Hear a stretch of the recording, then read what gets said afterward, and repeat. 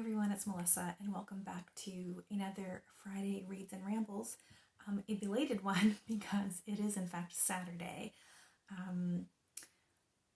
I'm going to try my best to do this in one take because I don't think I have the energy this week to do any editing, and then maybe I can actually get this up today so it's only a day late. Not that I think anyone cares, but we're going to talk in a little bit about why I have no energy right now, but we're going to save that for later. I'm going to go over my recent and current reads first.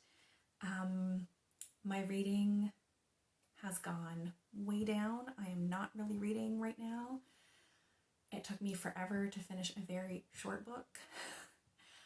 Again, in the rambles section of this video, I will talk about reader burnout and what's all going on there. Maybe we can have a discussion about it. But this past week, I am happy to announce that I finally finished Frankenstein by Mary Shelley. I really enjoyed it. I think there's a lot to unpack here, so I know that I will probably be seeking out other things. So after I never read the introduction to classics because they spoil it. And I was not very familiar, I was familiar with Frankenstein, obviously, but I didn't know the plot or really anything important about the book. So I skipped the introduction, and I'm so glad I did. I read the book, formulated my own opinions, and then went back and read the introduction, which did in fact spoil basically everything that happens in the book. But the introduction really helped give some context. I chose to read the original 1818 text and not the 1831, I think it was, text that Mary Shelley had edited, more so made additions to later. This book also, in the appendices, included some notes on the things that had been changed. It sounds like, for the most part, what changed in the 1831 text is that Mary Shelley made Frankenstein and Frankenstein's monster more sympathetic, I think. But I found them both sympathetic in some ways.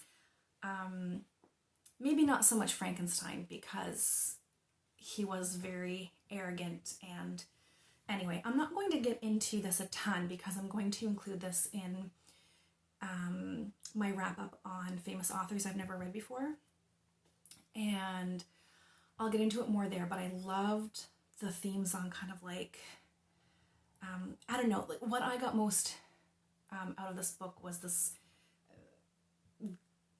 dive into kind of parent-child relationships and nature and nurture type discussions. Anyway, I really enjoyed it.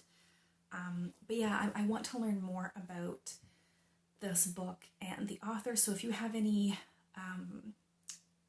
recommendations, I'm probably going to do my own research anyway, and I'll be searching through BookTube to see how many people have already put up videos about this kind of thing. But if you happen to know of a book that's like a retelling, I would love to delve into some of those, but also some nonfiction, either about Mary Shelley or about Frankenstein as a text. Even more academic nonfictions, I would be happy to read. Because yeah, I think there's a lot to unpack here, and I'm still kind of processing it. I just finished this this morning, but I really, really enjoyed it.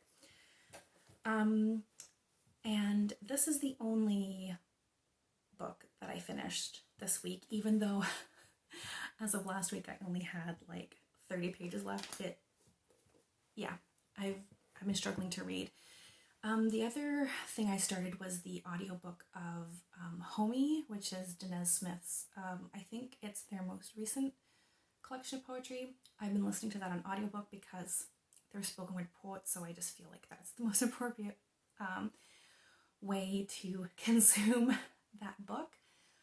And normally I always have an audiobook on the go, and I listen to it in my car.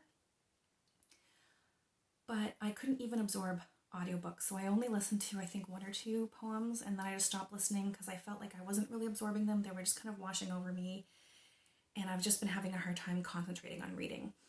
So I'm only about a poem deep into that, and I can't tell you whether I enjoyed it or not because I wasn't really paying attention. I'll probably just restart it.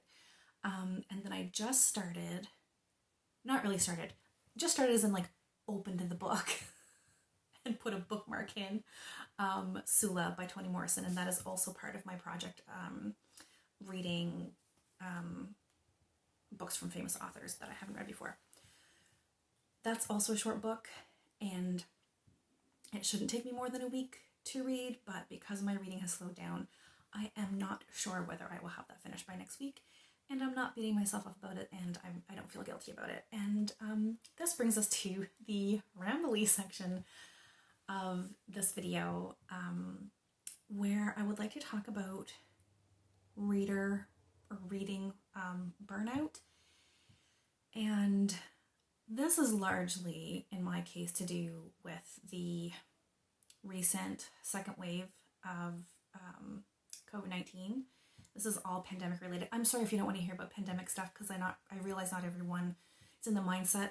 I will not take it personally if you want to just like leave the video now. But I think a lot of places in the world are dealing with a second wave.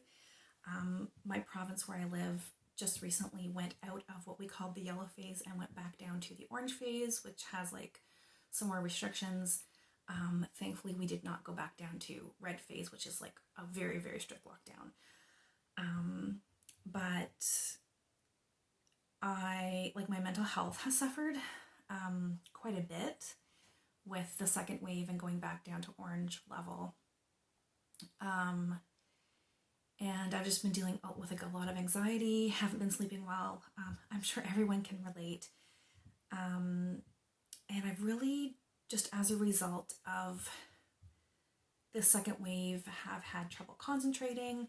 I have an interest in reading. I keep picking up books, but I just can't concentrate. And I just really have had a hard time reading. I can really only read a few pages at a time. And then I have to kind of switch off my brain. I've been watching a lot of television. I was even struggling with some booktube videos, to be honest, because when I listen to people talk about books, I pay attention, and I needed to put on just like old sitcoms that I could just kind of tune out, if you know what I mean.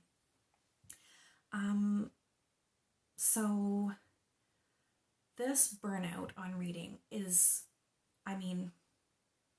mostly to do with the pandemic. But I think also I've probably just been reading too much. Now, I probably have been reading too much because of the pandemic, because I think part of that was a coping mechanism.